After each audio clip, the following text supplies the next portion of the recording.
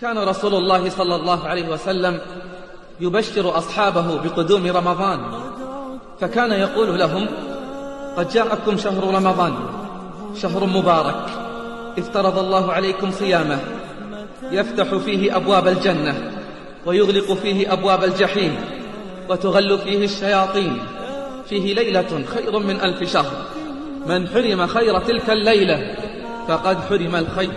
قد عدت يا شهر الهدى، يا رحمة تسع المدى، يا طهر قطرات الندى، يا كل معنى للجمال.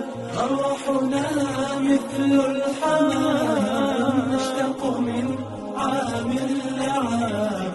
أرواحنا مثل الحمام، نشتاق من عام لعام.